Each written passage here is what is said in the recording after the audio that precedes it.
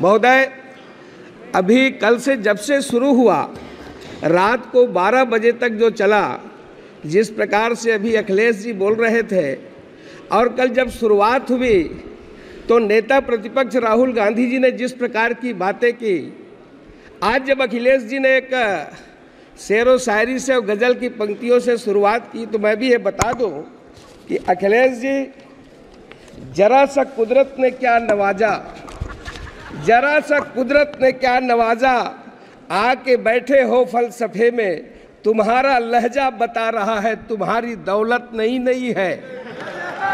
और जितने भी यहाँ बहुत लोग बैठे हैं, ये सब उसी प्रकार की बात कर रहे हैं।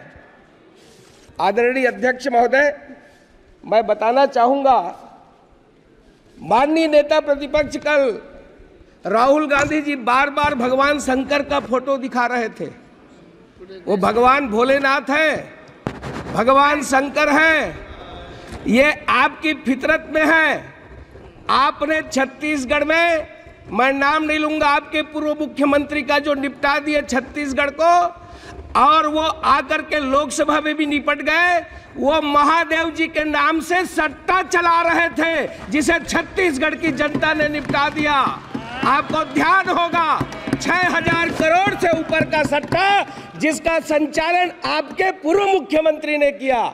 भगवान शंकर को ऐसे आसानी से ना ले और बात बात में चित्र दिखाने की कोशिश ना करें। राहुल गांधी जी, आपने जो शुरुआत की है, आपने जो जिस प्रकार से हिंदुत्व को लेकर के, हिंदू को लेकर के और भारतीय जनता पार्टी के लोगों को जो आपने जो हिंसक कहा है, मैं आपसे कुछ प्रश्न पूछना चाहता हूं और मैं माननीय अध्यक्ष महोदय जी के सामने इस सदन में रखना चाहता हूं। क्या हिंदू हिंसक हो रहा है? भाजपा हिंसा की बात करती है। इस हिंदुस्तान के अंदर हिंसा कौन फैला रहा है? कितना हिंसक हिंदू समाज हुआ है, कितना हिंसक ये तथाकथित शांतिप्रिय समाज है, ये पूरा भारत जानता है। क्या कर्नाटक में प्रवीण नेतारू की हत्या हिंदू समाज की भीड़ ने की थी? क्या राजस्थान के अंदर वो कन्हैयालाल टेलर की हत्या गला रेत करके क्या हिंदू समाज ने की थी? क्या हिंदू समाज है जो अलग अलग जगह पर हंगामा खड़ा कर रहा है? जिस तरीके से घटनाएं पूरे हिंदुस्तान के अंदर हो रही है। राहुल गांधी जी, आपने जो सवाल किया है, जम्मू कश्मीर में बम विस्फोट करने वाला किस समाज का है? जम्मू कश्मीर में हमला करने वाले वो किस समाज से आते हैं? समाज के अंदर चिल्ला चिल्ला करके ये जिंदाबाद के नारा लगाने वाले ये किस समाज के हैं? संसद के अंदर आपने शुरुआत की है, सांसद के अंदर चिल्ला चिल्ला करके आपने जिस प्रकार की बातें की है, यहाँ की परंपराओं को तोड़ने की कोशिश की गई है, मर्यादा को तार तार करने की कोशिश की गई है, किंतु हमारी ये उच्च परंपरा रही है, इसमें आप सफल नहीं हो पाएंगे। राहुल गांधी जी, ये संसदीय पाठ क्या पढ़ाए? आज आपने जिस प्रकार से हिंदुत्व का अपमान किया है, आपने जिस प्रकार से ये कल जो शुरुआत की है, और आपके ही पार्टी के एक उत्तर प्रदेश के सांसद ने जो कहा है, उन्होंने छत्तीसगढ़ की बात की है। इमरान मसूद छत्तीसगढ़ में मॉब लिंचिंग की बात कही है। मैं सदन के सामने बताना चाहता हूं, वो क्या काम करने के लिए गए थे आपको मालूम है छत्तीसगढ़ में? और कैसे रात के अंधेरे में वो नदी में कूद गए। आप ये फालतू बात ना करें। छत्तीसगढ़ के साजा के अंदर जिस प्रकार की मॉब लिंचिंग पूर्व मुख्यमंत्री के समय हुई है, आप उसकी बात को बताएं। मैं आज सदन को बताना चाहता हूं कि जब हिंदुत्व की बात होती है, तब अटल जी की वो पंक्तियां याद आती है, हिंदू तन मन हिंदू जीवन, रग रग हिंदू मेरा परिचय, मैं आदि पुरुष निर्भयता का वरदान लिए आया, भूपर पै पी कर सब मरते आए, मैं अमर हुआ तो विष पीकर।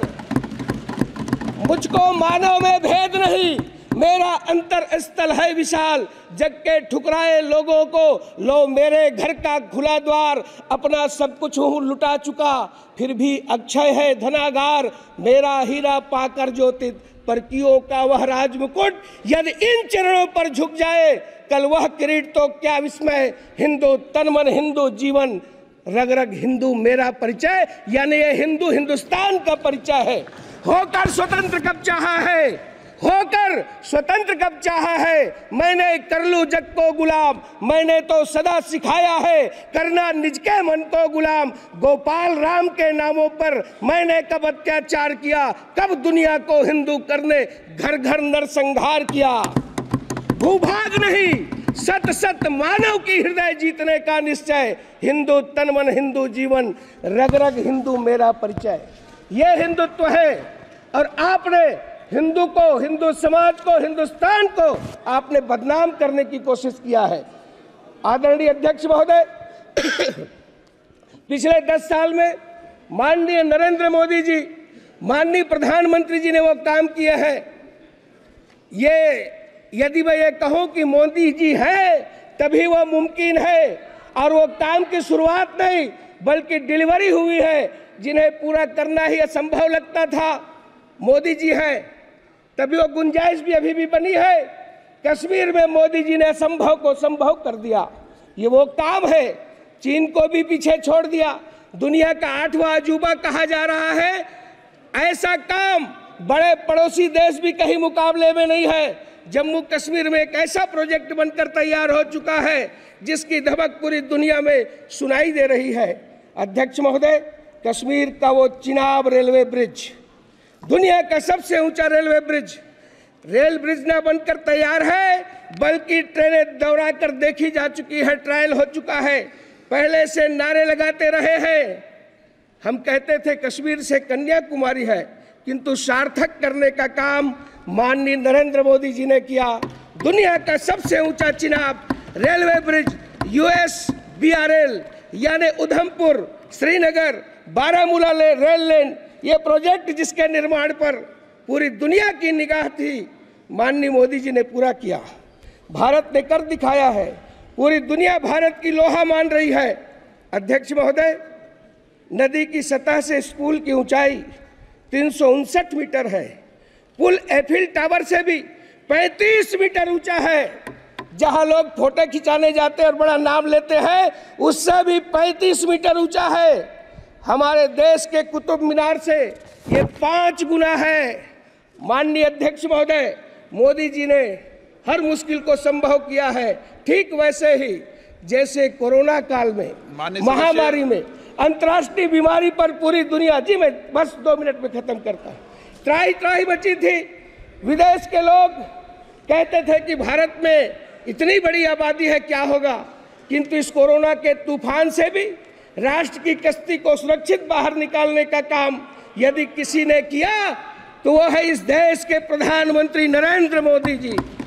कोविशील्ड, कोवैक्सीन का निर्माण ही नहीं कराया, संसाधन मुहैया कराए, लैब के वैज्ञानिकों को प्रोत्साहित देते रहे।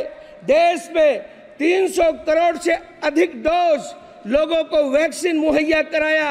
इतना ही नहीं, दुनिया के देशों को भी सब प्रकार की उन्होंने सुविधाएं दी। इस पीरियड में आत्मनिर्भर भारत के मंत्र को नहीं छोड़ा। अध्यक्ष महोदय, उस तरफ बैठने वाले नहीं चाहते, ये चाहते ही नहीं थे ये वैक्सीन भारत में निर्मित हो। अरे ये तो फाइजर की वकालत कर रहे थे, विदेशी कंपनियों की वकालत कर रहे थे। सेंट्रल विस्टा का भी ये निर्माण नहीं चाहते थे, ये GST का कलेक्शन नहीं चाहते थे। ये डर्टी पॉलिटिक्स इनके रक्त में है।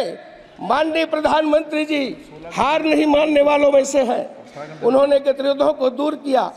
नए ऑक्सीजन प्लांट, मुफ्त में टीकाकरण, ऑक्सीजन रेल ने ताकत दी, नए वेंटिलेटर का निर्माण, नए हॉस्पिटल का निर्माण। देश में कोविड टेस्टिंग सेंटर एक हुआ करता था, हजारों कोविड सेंटर स्थापित किए। PPE किट नहीं बनता था, आज हम लार्जेस्ट प्रोड्यूसर हुए। ऑक्सीजन एक्सप्रेस चलाए, कॉरिडोर बनाया गया, एयरपोर्ट ने टैंकर लिफ्ट किए, क्रायोजेनिक से लाने की बात की गई और इसमें PM केयर फंड की बहुत महत्वपूर्ण भूमिका रही। माननीय अध्यक्ष महोदय, 80 करोड़ लोगों को मुफ्त अनाज देने का काम किया। कहाँ तो तय था। मैं ये कहूँगा कि आज जिस प्रकार से गरीबों की केवल चर्चा करते रहे, किंतु यदि गरीबों की, मजदूरों की, और अंत्योदय की यदि कोई सरकार हुई तो माननीय प्रधानमंत्री नरेंद्र मोदी जी की सरकार हुई, जिस पर आज देश पूरा गर्व कर रहा है। आपने मुझे अवसर दिया। इतना ही कहते हुए, चाहे रक्षा के क्षेत्र में हो, चाहे शिक्षा के क्षेत्र में हो, चाहे पेयजल के क्षेत्र में हो, राष्ट्र की सर्वांगीण उन्नति के लिए यदि कोई काम किया तो माननीय मोदी जी ने किया है। मैं राष्ट्रपति जी के उस भाषण पर धन्यवाद रखते हुए अपनी बात समाप्त करता हूं। आपने मुझे अवसर दिया, आपका मैं बहुत बहुत आभारी हूं।